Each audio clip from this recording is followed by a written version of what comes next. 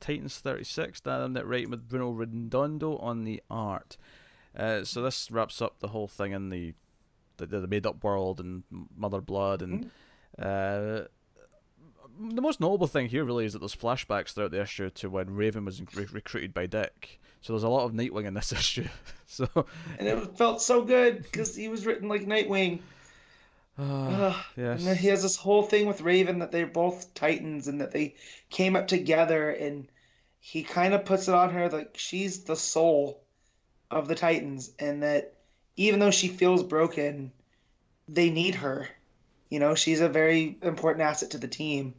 And especially now with the Justice League, like them finally getting a vote of confidence from the Justice League, like this is their time to shine. And there was a super nice moment between the two of them that you don't really get to see these two interact that much. It's like, yeah, like she came around back when, you know, he was first Nightwing during the Marv Wolfman stuff.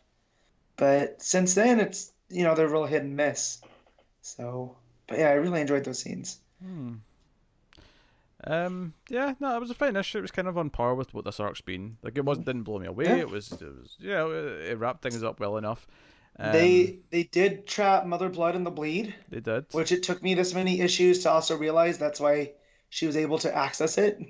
Because it's the bleed and it's tied to blood. Yes. And then because they did that, and that the bleed is shielded from source energy, Beast Boy runs in after because Raven goes in and basically knocks Mother Blood into the bleed. And she was basically going to sacrifice herself and be trapped in there with her. But Beast Boy goes running after her in his full brute form. And because the bleed's shielded, he ends up being, you know, cured of that source energy. So now he's back to normal. I think you flipped it around though. Is she goes in to save him because he's oh, that's right. He's fallen in the bleed and he's gonna trap himself. Yeah, and she dives in at the last second and says, you know, I'll try and get him out. Not on my watch. Yeah, that's right. And then he's cured. He's back to be normal Beast Boy, right. which is fine. Yep. It's a shame that this last arc's had some fun moments, but it's mostly been kind of just throwaway for the most part.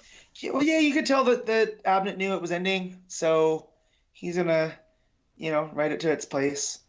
Yeah, I wonder if he knew it was ending when he started writing this arc, though. Yeah, I don't know, because it seemed like there was more going on in the fantasy world, you know.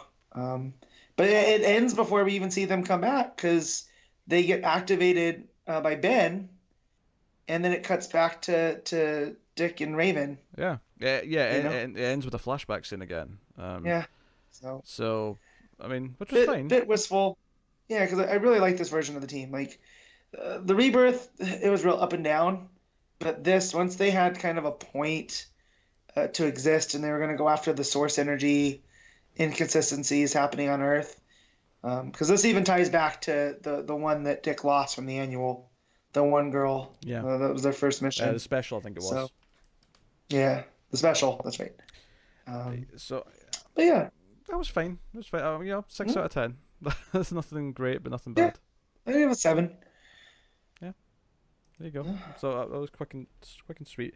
It's a shame to see it go, but arguably it maybe has been losing some direction with the last arc. So maybe it is time to let it go. Although it is a shame now that there's no Donna or Kyle or some of these characters. You know, they're just kind of missing now.